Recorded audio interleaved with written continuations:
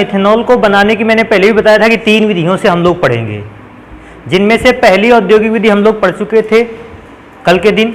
आज हमें मेथनॉल को ही निर्मित करना है, लेकिन आज हम निर्मित करेंगे भाप अंगार गैस से या जल गैस से। जल गैस को वाटर गैस भी कहते हैं। अब हम वाटर गैस की सहायता से मेथिल अल्कोहल को बनाकर तैयार करेंगे। तो आपके सामने चित्र बना हुआ है, पहले हम बताते हैं इस पर कैसे कैसे प्रोसीजर होता है। बेटा सबसे पहले चित्र पे लिखा हुआ है कि आपने रक्त तत्व कोक ले रखा है और आपने लास्ट साथ में क्या ले रखी है, भाप। तो बेटा रक्त तत्व कोक का अगर फॉर्मूला देखा जाए तो कोक का फॉर्मूला होता है C। वैसे मैं बताऊं, कोक हो गया, हीरा हो गया, ग्रेफाइट हो गया, एक बकमिनिस्टर फ्लोरीन आता है, इन सबका फॉर्मूला C। ये सारे के सारे पदार्थ अगर देखे जाएं कार्बन के ही अलग अलग रूप हैं, और क्योंकि सब पदार्थ कार्बन के ही रूप हैं इसलिए इसका फॉर्मूला क्या रहेगा, C। रक्त तत्व कोक का अर्थ होता है आपने कोक नामक पदार्थ को इतना ज्यादा टेम्परेचर दे रखा है कि हाई टेम्परेचर के कांटेक्ट में आकर ये बिल्कुल लाल रंग का हो गया है। जब आप कोयले को भी कभी जलाते होगे, देखते हो कोयला जब काफी ज्यादा हीट हो जाता है रेड कलर एकदम ले लेता है। वैसे अगर कोक को भी हाई टेम्परेचर पर आप हीट करोगे तो ये भी रेड कलर का हो जाएगा, और उस पर हम काहे की रिएक्शन करवाएंगे, भाप की। वैसे बेटा मैं कहूँ अगर चाहे हम ये कह दें जल की बर्फ, चाहे कह दें जल की वाष्प, और चाहे कह दें जल, फॉर्मूला तीनों का एक ही होता है। तो फॉर्मूला मैं लिखूं तो जल वाष्प का फॉर्मूला क्या रहने वाला है, H2O। ऐसा नहीं है कि जल का फॉर्मूला दूसरा है, जल की वाष्प का फॉर्मूला दूसरा है। बशर्ते बस आपने टेम्परेचर को चेंज कर दिया है तो वो द्रव अवस्था से कौन सी अवस्था पे चला गया है, गैस। फॉर्मूला सेम रहेगा। तब रक्त तत्व टेम्परेचर पर, रेड हॉट टेम्परेचर पर कोक जो है वो जल से रिएक्शन करता है। और बेटा जब कोक जल से विक्रिया करता है वो निर्मित करता है सबसे पहले O, इसको मिल जाएगा, C रिएक्शन करेगा O से, पहला कंपाउंड बनाएगा CO प्लस H2। बेटा ये जो CO प्लस H2 बना है इसे कहते हैं भाप अंगार गैस। भाप अंगार गैस इसलिए भी कहते हैं, इसको भी समझ सकते हो। कोक गर्म होकर बिल्कुल लाल कलर का हो गया, क्योंकि गर्म होकर लाल कलर का हो गया इसका नाम अंगार। और जल की क्या यूज की हम लोगों ने, वाष्प, भाप। तो इसका टोटल नाम क्या हो गया, भाप अंगार गैस। दूसरा इसको वाटर गैस भी कहते हैं। कैसे, इस गैस का निर्माण आपने जल की सहायता से की है, इसका वाटर गैस भी नाम है। अब वाटर गैस हमने बनाई, लेकिन अभी कभी होता क्या है, जब हम लोगों ने कोक को लिया है तो कोक में अशुद्ध के रूप में भी बहुत सारे पदार्थ होते हैं। तो जब कोक जल से रिएक्शन करता है, अशुद्धियां भी जल से रिएक्शन करती हैं और कई प्रकार के नए पदार्थ बनाती हैं। हमें मेथनॉल में केवल 2 पदार्थों की आवश्यकता है, अशुद्धियों की कोई आवश्यकता नहीं है। तो हम सबसे अच्छा, अशुद्धियों की आवश्यकता नहीं, हम उनको दिखाते भी नहीं, क्योंकि जिस पदार्थ की आवश्यकता है हम केवल उसी को दिखाते हुए चलते हैं। तो हम लोग तुरंत उसी साइड में एक गैस शोधक चैम्बर बनाकर रखेंगे। गैस शोधक चैम्बर करेगा क्या, केवल CO और H2 कार्बन मोनोऑक्साइड और हाइड्रोजन गैस को जाने देगा, बाकी सारी की सारी गैसों को ये क्या कर लेगा, यही रोक लेगा, अधिशोषित कर लेगा। सारी की सारी गैसें रोक ली, केवल CO और H2 को आगे जाने दिया। लेकिन केवल CO और H2 आपस में मिलकर मेथिल अल्कोहल का निर्माण नहीं कर सकते, तो अन्य गैसों को इस चैम्बर पर रोका गया, केवल CO H2 को भेजा गया आगे की ओर चैम्बर पर। आगे की ओर हम इसको भेजें, लेकिन उससे पहले H2 को मैंने और अप्लाई किया, क्योंकि मेथनॉल बनाने के हिसाब से हमारे पास अभी हाइड्रोजन गैस कैसी है, कम मात्रा में है। जरूरी है कि हमें हाइड्रोजन गैस की मात्रा को क्या कर लेना चाहिए, बढ़ा लेना चाहिए। तो जितनी भी हाइड्रोजन गैस की एक्स्ट्रा अमाउंट की जरूरत पड़ती है, हमने ऊपर से एक पाइप की सहायता से हाइड्रोजन गैस की कमी को क्या कर दिया, पूरा कर दिया। लेकिन अभी प्रॉब्लम ये आने वाली है कि हाइड्रोजन गैस और कार्बन मोनोऑक्साइड गैस ये साधारण दाब पर रिएक्शन नहीं करते, एक वायुमंडल दाब पर रिएक्शन नहीं करते। तो इसलिए इनकी आपस में अभिक्रिया करवाने के लिए हमें चाहिए होता है एक उच्च दाब, एक हाई प्रेशर की आवश्यकता होती है। तो क्योंकि हाई प्रेशर की आवश्यकता होती है, हम दाब पंप के एक कक्ष में ले जाते हैं इन गैसों को।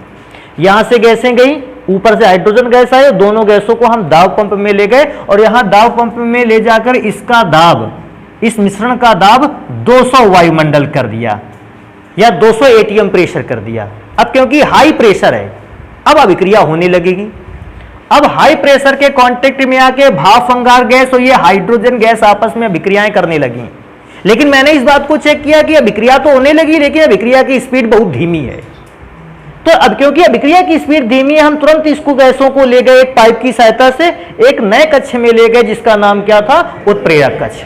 उत्प्रेरक कक्ष में उत्प्रेरक के रूप में जिंक ऑक्साइड, कॉपर का ऑक्साइड और क्रोमिक ऑक्साइड या क्रोमियम के ऑक्साइड का हमने यूज किया। उत्प्रेरकों का काम होता है अभिक्रिया की स्पीड को बढ़ा देना, और जो अभिक्रिया धीमी स्पीड से हो रही थी उस अभिक्रिया की स्पीड क्या हो गई, बढ़ गई। और अभिक्रिया की स्पीड जैसे ही बढ़ी तो मेथिल अल्कोहल खूब ज्यादा अमाउंट में बनने लगा। लेकिन सोचने वाली बात है कि यहां पर आप देखिए टेम्परेचर बहुत ज्यादा था, तो अगर गैसें यहां से गई होगी तो उसका भी टेम्परेचर ज्यादा ही होगा। और जब टेम्परेचर ज्यादा होता है तो जो मेथिल अल्कोहल हमें प्राप्त होता है वो गैस के रूप में प्राप्त होता है, क्योंकि हाई टेम्परेचर है। और 65 डिग्री सेल्सियस से अभिकल्प हम लोगों ने पढ़ाई कि अगर 65 डिग्री सेल्सियस से ऊपर है टेम्परेचर तो मेथनॉल किस अवस्था में रहेगा, गैस।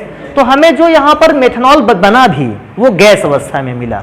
जरूरी है गैस को काहे में चेंज कर लेना चाहिए, द्रव, क्योंकि अगर मैं आपको गैस को द्रव में बदलना क्यों जरूरी है, क्योंकि अगर हम आपको एक गैस पदार्थ दें और एक द्रव पदार्थ दें, आप खुद समझते इस बात को, आप द्रव को आसानी से सुरक्षित रख सकते हो और गैस को सुरक्षित रख पाना बहुत ही कैसा काम है, कठिन काम। आपको एक डिब्बे पर गैस को भर के दे दिया जाए, एक डिब्बे पर द्रव को भर के दे दिया जाए, धोखे से डिब्बे का ढक्कन खुल गया, द्रव पदार्थ तो रखा रहेगा। लेकिन अगर धोखे से ढक्कन खुल गया डिब्बे का तो गैस पदार्थ तो मिलेगा नहीं आपको। तो द्रव को सुरक्षित रखना भी कठिन है। तो हम उस गैस को द्रव में बदलने के लिए इसे काहे में लाएंगे, संघनित्र में लाएंगे। हमने पहले भी कहा था संघनित्र का काम है, ये गैसों के टेम्परेचर को क्या कर देता है, कम, और इससे गैस कौन सी अवस्था में बदल जाती है, द्रव। द्रव अवस्था में बदला हुआ मेथिल अल्कोहल संघनित्र से हमने नीचे प्राप्त कर लिया। लेकिन इसमें से अभी एक चीज है कि संघनित्र क्या होता है, ये संघनित्र बना कैसे। तो बेटा संघनित्र में ये बेटा पाइप जो है, ये पाइप ऐसे छल्लेदार पाइप होगा, नीचे की ओर उतरता हुआ, और उस छल्लेदार पाइप के चारों ओर भरा होगा ठंडा पानी। तो ये ठंडा पानी पाइप के अंदर भरी हुई गैस के टेम्परेचर को भी क्या करता है, कम, और जिससे गैस ठंडी होकर कौन सी अवस्था में बदल जाती है, द्रव अवस्था में। तो इस प्रकार से इस रिएक्शन के इस प्रोसीजर के द्वारा हम लोग मेथनॉल को प्राप्त कर लेते हैं। मेथनॉल को प्राप्त करने में जगह जगह पर अलग अलग प्रकार की रिएक्शन है जिनको मुझे लिखना होगा। तो हम पहले तो आपको लिख के दिखा देते हैं सारी की सारी चीजें लगभग जितनी इसमें है, और फिर इसके बाद आप अब इसको नोट कर लेना। पहले मैं लिख के दिखाता हूं। सबसे पहले रक्त तत्व को किससे अभिक्रिया करेगा, भाप से। तो मैं क्या लिखूंगा, देखो यहां पर सर्वप्रथम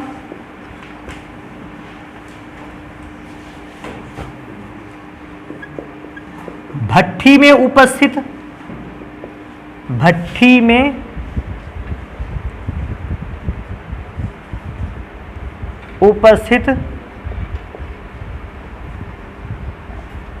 रक्त तत्व कोक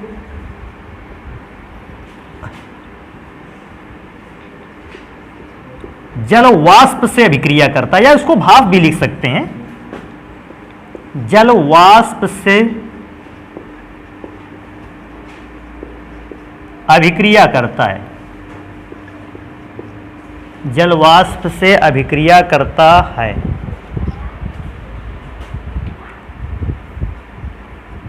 और भाप अंगार गैस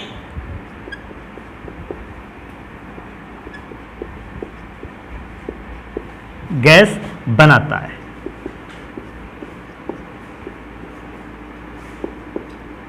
बेटा अगर इतने भाग की हमें अभिक्रिया लिखनी होगी कि कोक जलवाष्प से अभिक्रिया करके भाप अंगार गैस कैसे बनाता है, तो हम रिएक्शन कैसे लिखेंगे, कोक का फॉर्मूला C, भाप का फॉर्मूला H2O, और दोनों ने रिएक्शन की तो C ने रिएक्शन कर लिया O से, तो बेटा CO प्लस क्या बन के तैयार हुआ, H2।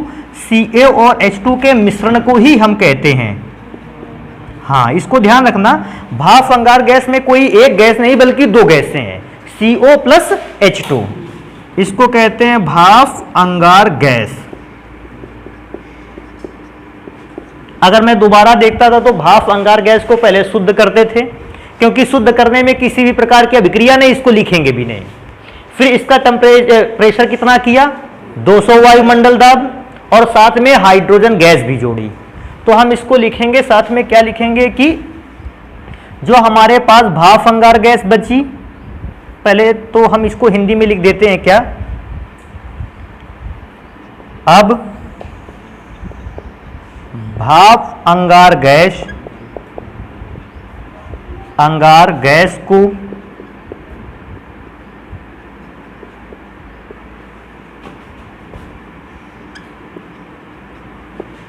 उच्च ताप तथा 200 वायुमंडल दाब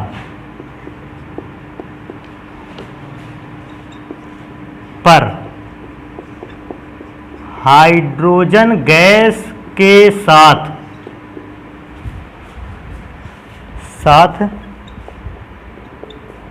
मिलाते हैं, हाइड्रोजन गैस के साथ मिलाते हैं, जिससे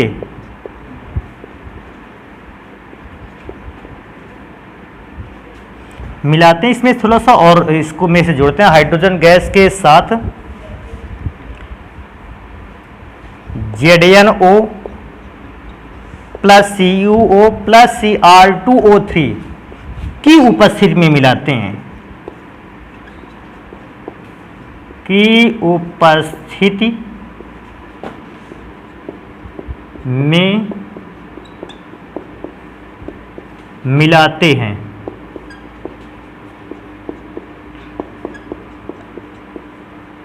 जिससे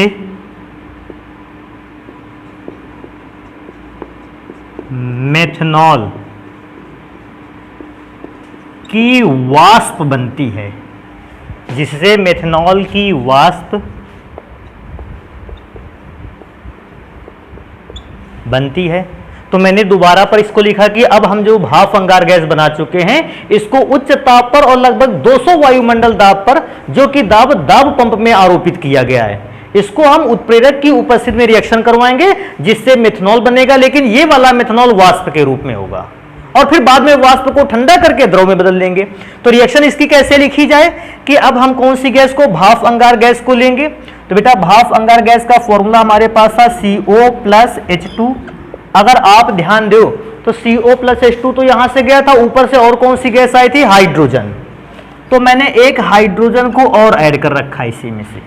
अगर हमसे पूछता है उत्प्रेरक तो ZnO, CuO और Cr2O3, क्रोमियम ऑक्साइड कहते हैं इसको, की उपस्थिति में हम यहां भी लिख सकते हैं कि उच्च ताप प्लस 200 वायुमंडल दाब। तो मैंने 200 ATM केवल लिख रखा है, आप उससे समझ जाओगे 200 वायुमंडल का दाब आरोपित किया।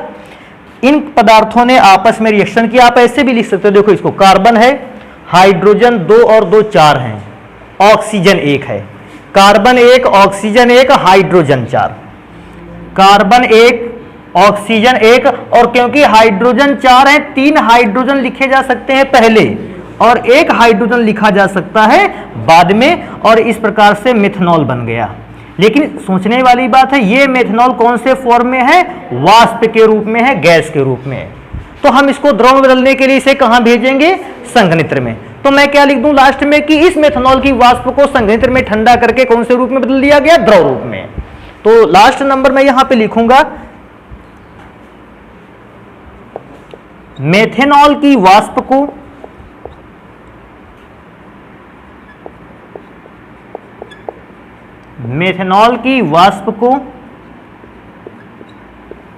संघनित्र में ठंडा करते हुए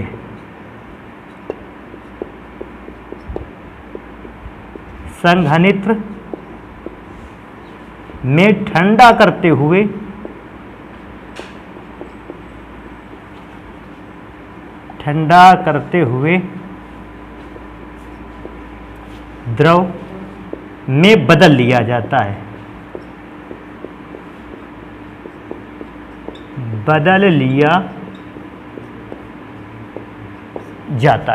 तो बेटा इस प्रकार से दूसरा प्रोसीजर था, दूसरा ऐसी विधि थी जिसके द्वारा हम मेथनॉल को निर्मित कर सकते हैं। पिछली वाली विधि से इस विधि को अगर कंपेयर करें तो पिछली वाली विधि पर हमें मेथनॉल के साथ 2 और केमिकल कंपाउंड मिले थे, उनसे उनको हमें अलग करना पड़ा था। लेकिन इस प्रोसेस में हमें मेथनॉल के अलावा कोई भी अतिरिक्त पदार्थ मिलने वाला नहीं। अगर मिलेगा भी कोई पदार्थ अतिरिक्त तो बस मेथनॉल के साथ क्या होगा, जल, और ये मेथनॉल उस जल में क्या होगा, घुला होगा। तो मेथनॉल को बनाने की ये दूसरी विधि है। मेथनॉल को बनाने में एक छोटी सी ही और तीसरी विधि है। तो बेटा इसको जल्दी से नोट कर लें, फिर हम उस विधि को बताते हैं कि तीसरी विधि से मेथनॉल कैसे बनाया जा सकता है। तो बेटा नेक्स्ट नंबर है प्राकृतिक गैस से हम पढ़ेंगे कि मेथनॉल को कैसे बनाया जाए। अच्छा, प्राकृतिक गैसों में सबसे बड़ी बात है प्राकृतिक गैस किसको कहते हैं। तो प्राकृतिक गैस में नंबर आया तो आप इस बात को देखते हो कि कहीं कहीं पर खुदाई पर पेट्रोलियम वगैरह निकलता है। जैसे अपने यहाँ ज्यादातर हिस्सों पर खुदाई होती है तो जल निकलता है खनिज के रूप में, लेकिन कहीं कहीं ऐसे देश भी हैं, ऐसे ऐसे हिस्से भी हैं जहां पर खुदाई पर पेट्रोलियम निकलता है, कच्चा तेल जिसको कहते हैं। तो बेटा जब खुदाई पर कच्चा तेल निकला तो उस कच्चे तेल जहां तक भरा है उसका एक लेवल है, उस लेवल के ऊपर कुछ गैसें भी होती हैं, और कच्चे तेल की पहचान इन्हीं गैसों से होती है। खुदाई की जैसे ही कच्चे तेल मिलने वाला हुआ उसके पहले हमें कुछ गैसें मिली, कच्चे तेल के ऊपर उपस्थित इन गैसों को हम लोग कहते हैं प्राकृतिक गैस। और प्राकृतिक गैस जैसे ही मिली व्यक्ति समझ गए, साइंटिस्ट लोग समझ गए कि अब हमें अंदर तेल मिलने वाला है। अगर प्राकृतिक गैसें नहीं मिली तो उन क्षेत्रों में कच्चा तेल मिलने वाला भी नहीं है। तो कच्चे तेल के ऊपर जो गैसें रहती हैं हम उनको कहते हैं प्राकृतिक गैसें। अब प्राकृतिक गैसों में बेटा बहुत सारी गैसें, मेथेन भी है, एथेन भी है, प्रोपेन भी है, ब्यूटेन भी है, बहुत सारी गैसें हैं। तो उन प्राकृतिक गैसों में मैं केवल एक गैस को लेने वाला हूं जिसका नाम है मेथेन, क्योंकि मुझे मेथनॉल या मेथिल कुल को बनाने के लिए केवल इसी गैस की आवश्यकता है। अब इस गैस की आवश्यकता है तो मैं इसको किसके साथ मिलाऊंगा, ऑक्सीजन गैस के साथ। अच्छा, मेथेन गैस ऑक्सीजन गैस के साथ अभिक्रिया करेगा दो मामले में, या तो पहला मेथेन गैस को ऑक्सीजन के द्वारा जला दिया जाए, लेकिन जलाने का तुमको नियम याद है, जब जलाते थे तो कार्बन CO2 में चेंज होता था और हाइड्रोजन जल में चेंज होता था। तो मुझे CO2 और जल से मतलब नहीं है, तो हम मेथेन को ऑक्सीजन गैस की उपस्थिति में जलाएंगे नहीं, बल्कि इसको क्या करेंगे, गर्म करेंगे। और बेटा इसे गर्म किया जाएगा लगभग 200 डिग्री सेल्सियस टेम्परेचर पर और तकरीबन 200 ATM दाब पर भी। जितना लगभग degree Celsius temperature, high temperature है, हाई प्रेशर आप लिख सकते हैं। और जैसे आप इसको गर्म करोगे बेटा, रिएक्शन को अच्छा बनाने के लिए काम कर ले सकते हैं, हाफ O2 लिख सकते हैं। हाफ O2 से क्या होगा, 2, ये इस 2 को कैंसिल कर देगा, ऑक्सीजन केवल कितना बचेगा, 1। सोचो, कार्बन 1, ऑक्सीजन 1, हाइड्रोजन 4। कुछ देर पहले हमने कार्बन 1, ऑक्सीजन 1 और हाइड्रोजन 4 को लेकर एक कंपाउंड बनाया था CH3OH। अभी मैं इसको चेक कर लेता हूं, क्या इस अभिक्रिया को पूरा कराने में वास्तव में उच्च दाब की आवश्यकता थी या उच्च दाब की आवश्यकता नहीं थी। 1 मोल, आधा मोल, 1.5 मोल। 1.5 मोल का मतलब है 3/2, इधर 1.5 मोल उधर 1 मोल, मतलब प्रोडक्ट में नंबर ऑफ मोल्स कैसे हैं, कम। और क्योंकि कम है और हमें प्रोडक्ट ही बनाना है, हमें प्रेशर बढ़ा देना चाहिए। तो प्रेशर बढ़ाने का मतलब 200 ATM दाब पर मैंने बनाया। तो अब इस चीज को हम लिखे भी देते हैं कि हम लोगों ने कैसे प्राकृतिक गैस से मेथनॉल को निर्मित किया है। तो हम लिखेंगे, जब प्राकृतिक गैस, और बेटा प्राकृतिक गैस में मैंने किसको लिया है, केवल मेथेन को वायु की उपस्थिति में, वायु की उपस्थिति, वायु की उपस्थिति का मतलब ऑक्सीजन गैस, उपस्थिति में मिश्रण को 200 वायुमंडल दाब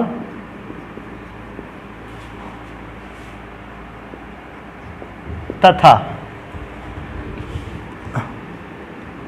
200 डिग्री सेल्सियस ताप पर गर्म किया जाता है,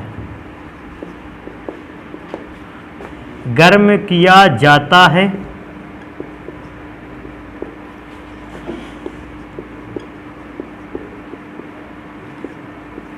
मेथनॉल बनता है, मेथनॉल बनता है। तो इस प्रकार से बेटा तीसरा प्रोसेस ऐसा था जिसमें हम प्राकृतिक गैस से मेथनॉल को इस प्रकार से बना सकते हैं। प्राकृतिक गैसों में ध्यान रखने वाली बात है, बहुत सारी गैसें होती हैं, लेकिन क्योंकि हमें मेथनॉल का निर्माण करना है, हम प्राकृतिक गैसों में से केवल कौन सी गैस को लेने वाले हैं? मेथेन गैस को। और प्राकृतिक गैस है क्या? कच्चे तेल के ऊपर बहुत सारी गैसों ने अपना स्थान बना रखा है और उन गैसों को ही कहते हैं प्राकृतिक गैस। तो प्राकृतिक गैस में से मेथेन को लेकर मेथनॉल को बनाया गया। ये 3 ऐसी विधियां हैं जिनसे मेथनॉल को बनाया जा सकता है। क्योंकि हमारे यहाँ 3 प्रोसेस है, हमने उनसे मेथनॉल को बना रखा है। अब मेथनॉल को बनाने के बाद अब हम चेक करेंगे कि मेथनॉल के भौतिक गुण क्या क्या होते हैं, फिजिकल प्रॉपर्टी क्या होती है, देखने में कैसा लगता है, ये सारी चीजें उसकी पढ़ेंगे। तो नेक्स्ट हेडिंग रहेगी हमारी भौतिक गुण,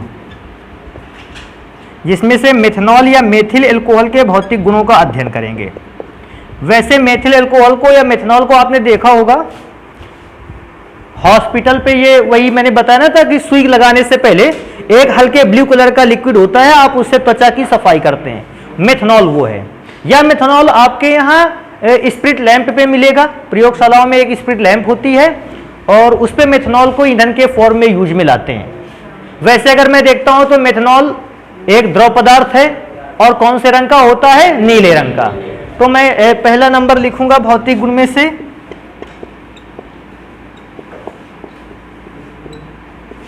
मेथनॉल हल्के नीले रंग का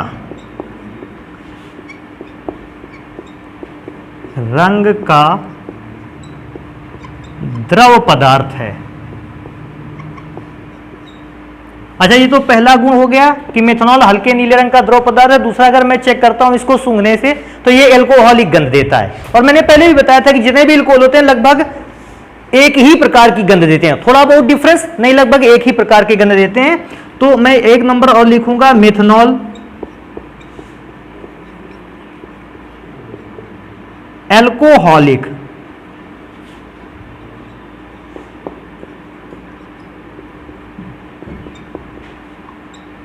गंध देता है। तो मेथनॉल में लगभग एथनॉल जैसी ही लगभग गंध होती है, तो आप उसको भी आसानी से पहचान सकते हैं मेथनॉल को कि एल्कोहलिक है या नहीं। और अगर मैं एक भौतिक गुणों में से चेक करता हूं, आप सभी जानते हैं मेथनॉल जो होता है वो बहुत ज्वलनशील होता है। अगर आप कभी स्प्रिट लैंप को चेक भी करोगे, प्रयोगशाला में स्प्रिट लैंप होती है, उसमें मेथिल अल्कोहल को भर देते हैं और फिर जब उसको जलाते हैं तो आप देखोगे कि ब्लू कलर की लाइट के साथ वो जलता है। एक पहचान और भी है कि जब भी कोई पदार्थ ब्लू कलर की लाइट के साथ जले, लाल रंग की रोशनी देता हुआ जले, आप समझ लीजिए ये पदार्थ पूर्ण रूप से जल रहा है। जब भी कोई पदार्थ नीले रंग की रोशनी के साथ जलने लगता है, आप ये जान जाइए कि वो कार्बनिक पदार्थ या वो दिया गया पदार्थ आप पूर्ण रूप से जला रहे हैं। तो हाँ, घरों की गैस सिलेंडर वाली ये भी हल्के नीले कलर का रोशनी देता है, इसका मतलब है कि ये भी पूर्ण रूप से जल रही है। और जो कंपाउंड पूर्ण रूप से जलेगा वो धुआं नहीं देगा, ये भी है। आप उसके स्मोक को पहचान ही नहीं पाओगे। आप घरों में गैस जलती है, धुआं शायद ही कभी देखा होगा कि काले कलर का धुआं निकल रहा है, लेकिन घर में जब दिया जलता है मिट्टी के तेल से तब धुआं ही धुआं हो जाता है। क्यों? क्योंकि उस समय आप मिट्टी के तेल में उपस्थित सभी अवयवों को जला नहीं पा रहे हैं। अगर सभी अवयव ढंग से जल जाएं तो वो भी फिर पीले कलर की रोशनी नहीं देगा, बल्कि कौन से कलर में आ जाएगा? नीले। पीला कलर इस बात को रिप्रेजेंट करता है कि कंपाउंड कंप्लीटली बर्न नहीं हुआ है, और नीला कलर इस बात को रिप्रेजेंट करता है कि आपने कंपाउंड को पूर्ण रूप से जला लिया है। आप जब भी कभी तीव्र ज्वलनशील पदार्थ को जलाओगे, ब्लू कलर की रोशनी के साथ वो जलना स्टार्ट कर देगा, कंप्लीटली बर्न को ये रिप्रेजेंट करता है। और जब ज्वाला का रंग, आग का रंग पीला कलर हो जाए, आप समझ जाइए कि आप अब पदार्थ को पूर्ण रूप से जला नहीं पा रहे। आपने लकड़ी के टुकड़ों को जलाकर देखा होगा, पीले कलर की रोशनी के साथ जलते हैं, तभी तो देखो बाद में कोयला शेष रह जाता है, बाद में राख शेष रह जाती है। राख शेष रह गई या कोयला शेष रह गया, इसका मतलब अभी आपने पदार्थ को पूर्ण रूप से जलाया। अगर पूर्ण रूप से पदार्थ जल जाएगा तो राख भी नहीं बचेगी, कोयला तो बचेगा ही नहीं, यह बिल्कुल कंफर्म है। ना राख बचेगी ना कोयला बचेगा, सब कुछ खत्म हो जाएगा। यह धुआं क्या है? धुआं है पदार्थ का वो हिस्सा जो अभी जल नहीं पाया है। तो पदार्थ का जो हिस्सा नहीं जल पाया, हम उससे क्या कह देते हैं? कहते हैं ये तो धुआं है। अगर पदार्थ का सारा हिस्सा जल गया तो फिर धुआं बचे नहीं है को। तो इन चीजों को थोड़ा सा ध्यान रखना है। तो क्योंकि मेथनॉल एक तीव्र ज्वलनशील पदार्थ है, इसके जलने पर धुआं उत्पन्न होने वाला नहीं है, तो हम ये भी लिखेंगे कि नीले कलर की लौ के साथ जलता है। तो मेथनॉल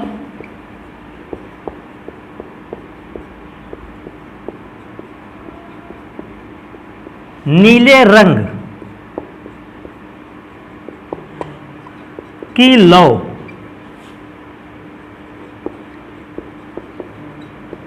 के साथ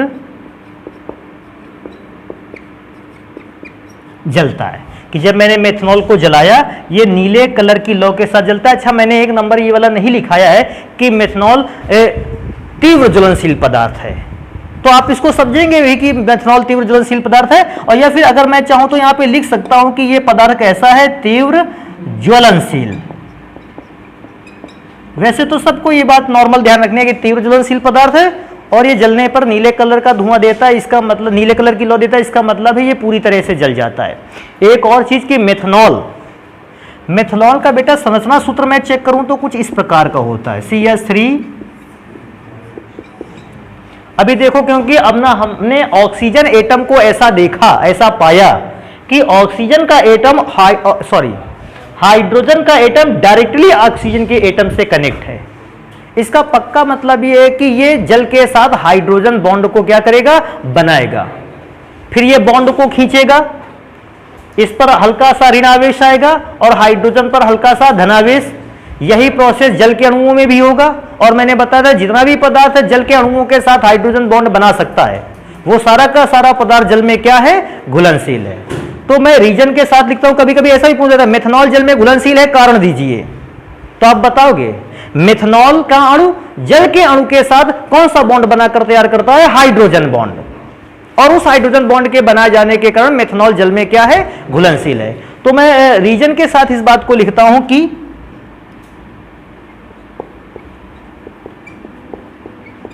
मेथनॉल के अणु जल के अणुओं के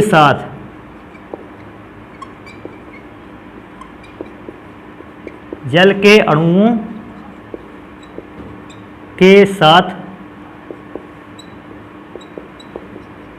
हाइड्रोजन बंध बनाता है, अतः मेथनॉल जल में घुलनशील है। अतः मेथनॉल जल में घुलनशील है। तो मैंने इस बात को भी कंफर्म किया कि मेथनॉल जो है वो हाइड्रोजन बॉन्ड बनाए जाने के कारण जल में घुलता है। एक और सबसे इंपॉर्टेंट चीज रहती है हर एक केमिकल कंपाउंड में कि उसका क्वथनांक क्या है। हमने कल ही पढ़ा था क्वथनांक 65 डिग्री सेल्सियस क्वथनांक था और एसीटोन का था 56 डिग्री सेल्सियस। तब मैंने गर्म करते हुए एसीटोन को अलग किया था और इसको केवल शेष बचा लिया था। तो लास्ट नंबर क्या है कि इसका क्वथनांक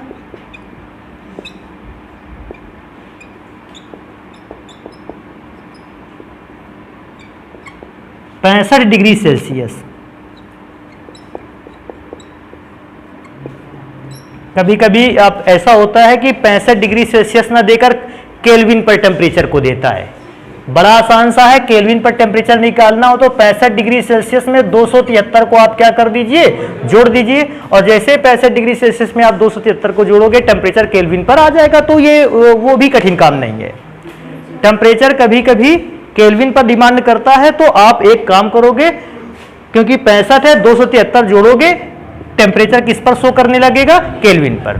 तो इस प्रकार से बेटा ये हो गए मेथनॉल के भौतिक गुण। अब लास्ट में आता है कि रासायनिक गुण भी होते हैं और उपयोग भी। आज स्टार्ट करते हैं कुछ रासायनिक गुण, 1-2 रासायनिक गुण पढ़ते हैं इसके।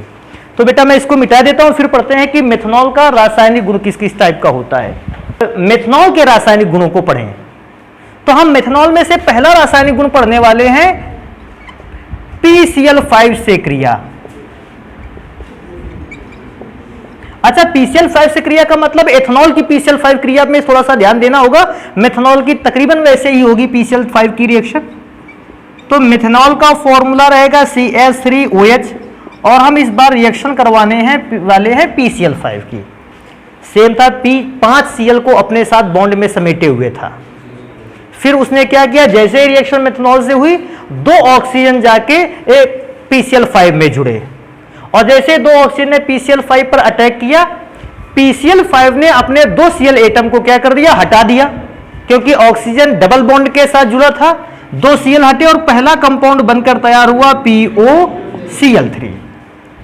अब बच्चा सोचने वाली बात है, अगर CH3OH को थोड़ा सा ऐसा लिखा जाए, O और H, समझ में ज्यादा आएगा। O निकल गया, इधर से 2 Cl भी छूट गए। अब 2 Cl छूटे का मतलब देखो, अगर ये O यहां से निकल जाएगा तो एक बॉन्ड H का खाली हुआ, एक CH3 का खाली हुआ। तो बेटा हम कंपोनेंट दे कैसे, एक CH3 को एक Cl के साथ और H को दूसरे Cl के साथ। तो पहला कंपाउंड CH3Cl और दूसरा कंपाउंड बनेगा HCl। कभी कभी ऐसा भी हो जाता है कि मेथिल एल्कोहल से मेथिल क्लोराइड का निर्माण कैसे करेंगे। तो मेथिल एल्कोहल से मैंने स्टार्ट की रिएक्शन को मेथिल क्लोराइड पे खत्म कर दिया। तो ये इस रिएक्शन का भी आंसर हो जाता है कि मेथिल अल्कोहल से मेथिल क्लोराइड का निर्माण कैसे होगा। बना कैसे, मैं इसको बताऊंगा कि मेथनॉल पर किसकी अभिक्रिया हुई, PCl5 की, तो मेथिल क्लोराइड बनता है। तो मैं यहां लिखूंगा मेथेनॉल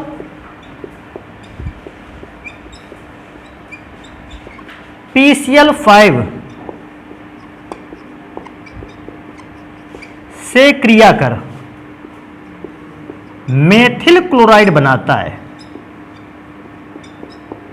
मेथिल क्लोराइड बनाता है। तो ये मेथिल अल्कोहल से मेथिल क्लोराइड वाला हो गया। अब यही एथिल अल्कोहल यूज कर लेते तो एथिल क्लोराइड बन जाता। जो भी अल्कोहल मैं यूज कर लेता उसी का क्लोराइड बनकर तैयार हो जाता, कोई प्रॉब्लम उसमें नहीं थी। अब बेटा ये तो पहला रासायनिक गुण हो गया। अब मैं अगर दूसरा रासायनिक गुण देखूं तो मैं इस पर लिखूंगा एसीटिक अम्ल से क्रिया।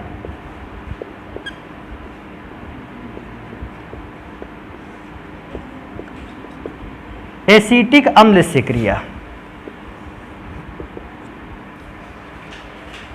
तो बेटा अगर आपने एसीटिक अम्ल की अभिक्रिया करवा ली, हर एक अम्ल से अभिक्रिया करवाना बिल्कुल आसान है, केवल एसीटिक अम्ल की अभिक्रिया को समझना है, बाकी किसी भी अम्ल की अल्कोहल से अभिक्रिया बिल्कुल आसान हो जाती है। पहले मैं चेक करूंगा एसीटिक अम्ल से कैसे होगा।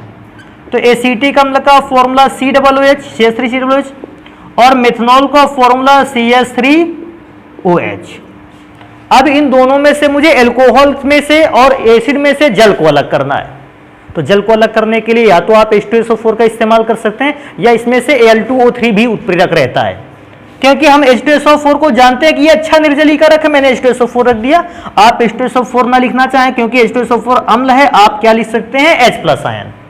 और बेटा जैसे विक्रिया होगी देखो, CH3COO पर माइनस चार्ज, H पर प्लस चार्ज, क्योंकि अम्ल है H+ आयन देता है। मेथनॉल पर अगर चेक करें CH3 पर प्लस और OH पर माइनस, H किससे कनेक्ट होगा, OH से। बेटा अगर आगे चेक करूं तो CH3COO किससे कनेक्ट होगा, CH3 से। CH3 पे COO पे माइनस चार्ज था और CH3 पर था प्लस चार्ज, दोनों कनेक्ट हो गए, नाम मेथिल, और इसका नाम हुआ एसीटेट, मेथिल एसीटेट। अब देखो रिएक्शन एसिड के साथ कैसे कैसे होती है। एक रिएक्शन मैंने लिखी है, आप नोट कर लोगे, जरूरत पड़ने पर उन अभिक्रियाओं को लिखना पड़ सकता है। जैसे मैंने क्या लिखा, एसीटिक अम्ल से मेथनॉल की रिएक्शन दिखाई, कल का कोई फॉर्मिक अम्ल से पूछ सकता है, और फिर यह भी पूछ सकता है कि बेंजोइक अम्ल से कैसी होगी। रिएक्शन का मेथड सेम रहेगा। देखो कैसे, बेटा फॉर्मिक एसिड का फॉर्मूला होता है HCOOH, और अगर हमको इससे मेथनॉल की रिएक्शन करवानी है, बेटा मैं ज्यादा अब इसको कंप्लीट नहीं करने वाला हूं क्योंकि आप कंप्लीट करोगे। क्या, HCOO पर माइनस, H पर प्लस, इधर CH3 पे प्लस, OH पे माइनस, तो ये H जुड़ेगा जाके OH के साथ, जल HCOOCH3 फार्मिक अम्ल से बनाना, तो मेथिल फॉर्मेट। अभी एक रिएक्शन और रह जाती है, नीचे से कहो दिखे ना, मैं इधर लिख दूं। बेटा इसका बहुत खतरनाक नाम है, बेंजोइक अम्ल। इस फॉर्मूले को बेंजीन कहते हैं, और COOH ऊपर अगर लग गया तो पूरे फॉर्मूले का नाम हो गया बेंजोइक एसिड। अगर बेंजोइक एसिड पर मेथनॉल की अभिक्रिया करवाई जाए, और मेथनॉल के फॉर्मूला CH3OH, बेटा मेथनॉल की रिएक्शन करवाओगे, तरीका कैसा आसान है कि COOH लिखा है, तो इस बेंजीन पर और COO पर माइनस, और केवल H पर प्लस, इधर CH3 पर प्लस, OH पर माइनस। रिएक्शन का तरीका, H किससे रिएक्शन करेगा? अच्छा ये H रिएक्शन करेगा ना, क्यों? वो उत्प्रेरक है, वो जल को अलग करने के लिए ही यूज में लाया गया है। H OH से रिएक्शन करके जल को अलग कर देगा, बचेगा क्या? C बेंजीन रिंग, एक तो जल बनेगा, और बनेगा क्या कि बेंजीन रिंग, ऊपर COO, और उस COO पर क्योंकि माइनस था कनेक्ट हुआ CH। अभी मैं पढ़ के बताता हूं। जब मेथनॉल ने एसिटिक अम्ल से अभिक्रिया की तो मेथिल एसीटेट, एसिटिक अम्ल से मेथिल एसीटेट, फॉर्मिक अम्ल से मेथिल फॉर्मेट, और इस बार बेंजोइक अम्ल से बना तो मेथिल बेंजोएट। मेथिल, हाँ बेंजोएट। मैंने पहले भी कहा था 8 लगा देना है, मतलब 8 का मतलब है ATE। बेंजोइक अम्ल था तो बेंजो लिखा और लास्ट में 8 लगा दिया, बेंजोएट। तो इस प्रकार से आप चाहे जिस रिएक्शन को, अम्ल की रिएक्शन को दिखाना चाहोगे, हर एक अम्ल की रिएक्शन सेम प्रोसीजर पे होने वाली है। तो इसमें एसिटिक अम्ल में लिखेंगे क्या कि एसिटिक अम्ल मेथनॉल में मिलकर मेथिल एसीटेट बनाता है, इतनी बात लिख लेंगे। बाकी इन अभिक्रियाओं को आप लिख लोगे ताकि कभी अगर जरूरत पड़ी बाद में तो हम लोग इसको देख लेंगे। तो हम यहां लिखेंगे कि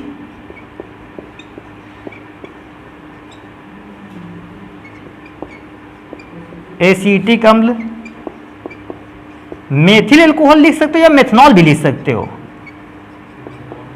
हाँ दोनों चीजों में से कोई भी एक लिख सकते हो आप, मेथिल एल्कोहल या मेथनॉल, कुछ भी लिख लें, से मिलकर एस्टर बनाता है। अगर कोई पूछता है एस्टर का नाम क्या है, तो एस्टर का नाम है मेथिल एसीटेट।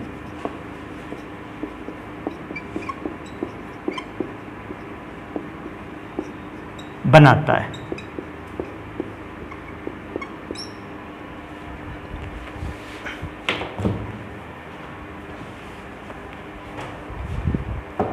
तो बेटा इस प्रकार से हो गए मेथनॉल के 2 रासायनिक गुण। आगे जितने भी रासायनिक गुण और उपयोग बचता है इसको हम पढ़ेंगे कल, तो आज इतना ही रख लेते हैं।